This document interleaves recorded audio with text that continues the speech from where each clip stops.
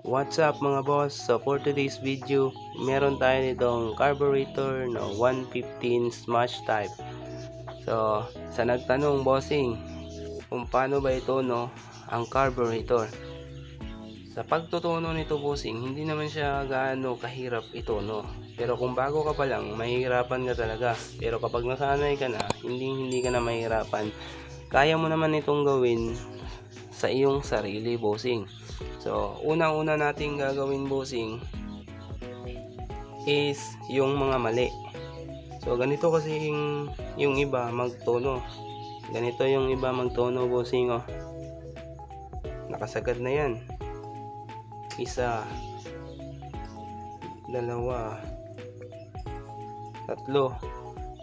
Yun yung iba magtono. So sabi nila is 3.0. Siyempre kapag wala kang alam sa motor, okay na yan sa'yo. Pero ang diferensya niyan bossing is matakaw yan sa gas. At hindi lang sa matakaw sa gas, sisirain pa yung spark plug mo. Madali siyang umitim dahil maraming gas, maliit yung fuel mixture niya. So para maiwasan natin yun bossing is doon tayo sa tama. So ganito bossing, ibabalik ko muna siya sa 0. Ayan, sasagad ko muna.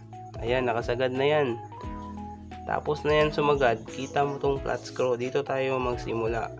Yan, ito yung boundary natin. Boundary pa lang yan bossing So ganito, half yan, 1. Kapag dalawang ikot, 1 yan. So 1.5 is 3. So 2.0, 4 na ikot. So 5 ikot is 2.5. So kapag tumaas ang minor dyan, ibababa mo yung idle. Yung idle para humina.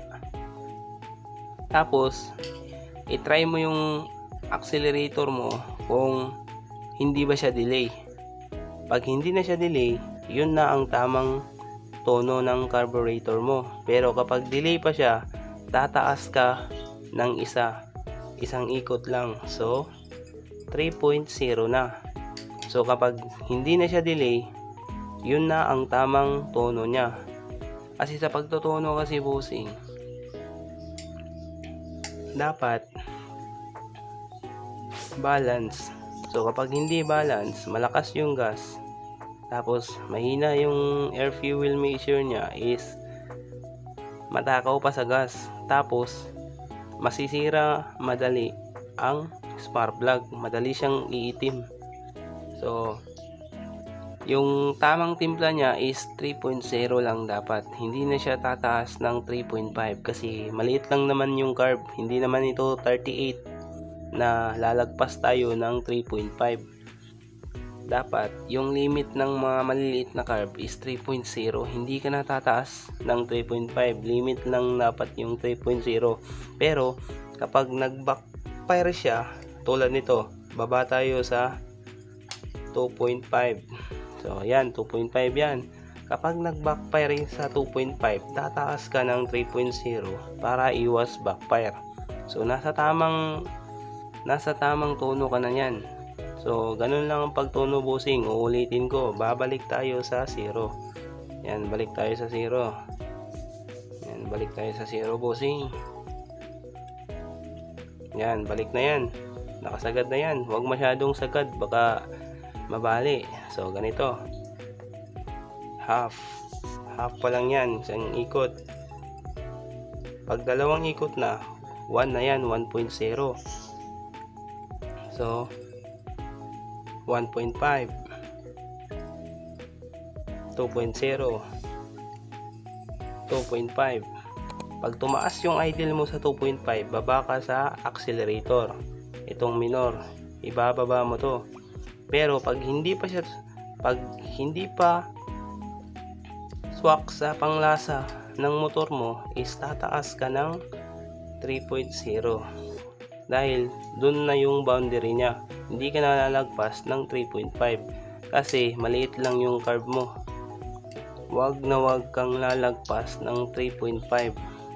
So 3.0 at 2.5 lang yung pipiliin mo. So ganun lang bossing, wag na wag lalagpas ng 3.5. 3.0 lang dapat, saka 2.5. Pero kapag bumaba ka ng 2.0 is matakaw na yan sa gasolina.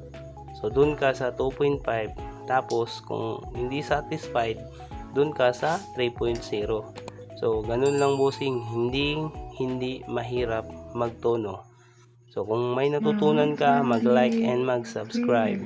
Godspeed and ride safe.